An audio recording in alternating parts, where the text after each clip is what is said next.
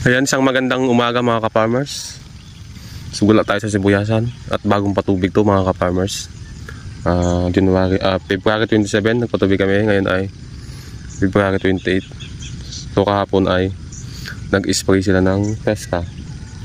Siya nga pala guys, may bago nga pala akong ipapakilala sa inyo na Pesca from FMC company.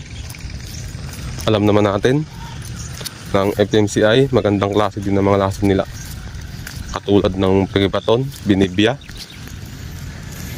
So ito guys ay bagong labas nila, pang Pesca na pang sibuyas na pang spaghetti. Pangalan nito ay Pesca. So ito daw ay magandang klase ng fungicide, sabi nung pa-meeting nila. So kahapon kasi ay nag-meeting ako sa kooperatiba namin, nagpa-seminar ang FMC.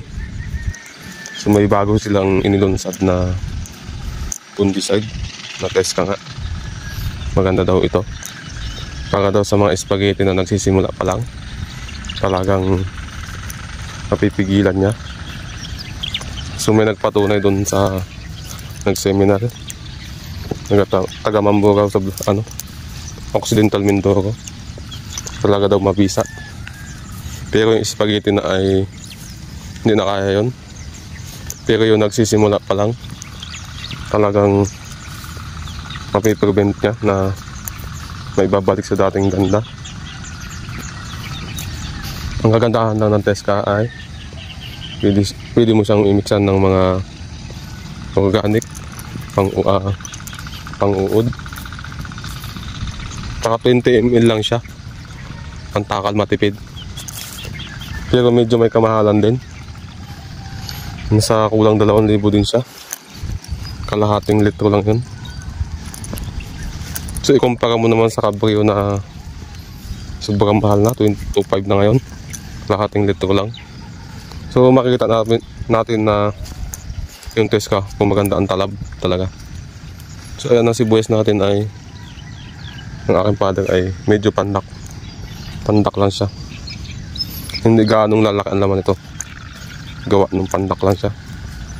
Alam mo ang sibuyas, pag malaki ang laman, mataas, malaki ang puno. Meron naman pandak na malaki ang katawan, katulad nito, pandak pero malaki ang dahon, bago madami pa ang dahon. 2, 4, 6, 8, yan, malaki na. Pag mga 6, 5 lang, maliit ang laman yan, mga 4 dahon. So yun lang guys, update ko kayo sa Pesca, kung ano ba talaga, malakas ba talaga, mapipigilan niya. Kaya may damage din dito, konti lang, papulo-pulo lang, hindi katulad dun sa kabilang area namin, nadurog ang point 2, halos kalahati sa point 2 durog. Ito guys ay nasa 60 days na siya. Ayan, malaki na rin ang laman, good size na ang laman ng sibuyas. Pero ngayon, bagsak presyo na ang sibuyas, gawa ng dagsa na ang nagpapaan ito sa amin. Mas maganda talaga, nakakauna sa pagtatanim, medyo may presyo pa. So yun lang mga ka-farmers, ang aking update sa onion ng aking father. Nawa ay mag-stable na yung sakit ng sibuyas, para maging okay na, gawa nung bagsak presyo na sira pa ang sibuyas. Dito sa amin madaming sira ang sibuyas. Ayan guys, so medyo maganda-ganda naman ang sibuyas, hindi lang gaano malaki ang laman ngayon, pero sa ganyang itsura naman lalaki pa yan. So yun lang guys, yun lang mga ka-farmers, ating update sa onion. At saka dun sa Pesca, update ko ulit kayo dun kung mabisa talaga. Try nyo na din bumili. So yun kasi ay limited stock pa lang, so natsambahan ko lang kahapon na nakabili at patesting. At ito naman mga ka-farmers yung sinasabi kong matindihan, tama.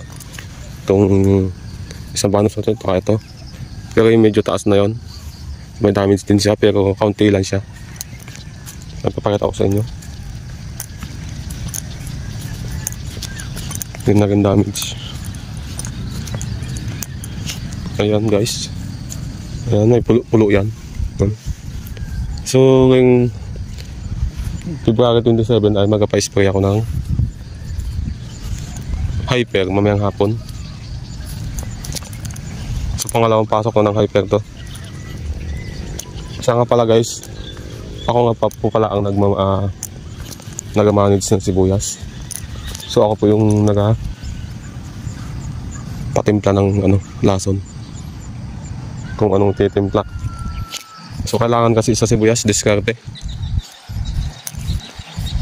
So walang magaling sa pagsisibuyas, diskarte. Kung ano yung latest na mga pang-spray, katulad ng mga pandamo, mga fungicide, ako po ang suggest. So yun lang mga farmers, ito hindi ganong durog pero mahina ang sibuyas gawa ng muta. Ito sana ang pinakamaganda, kaya lang pangit. Ano yun, nung nakaraan maganda to, hindi nagkaganito. Kasi noon maganda ang panahon noon, ngayon ay maulan.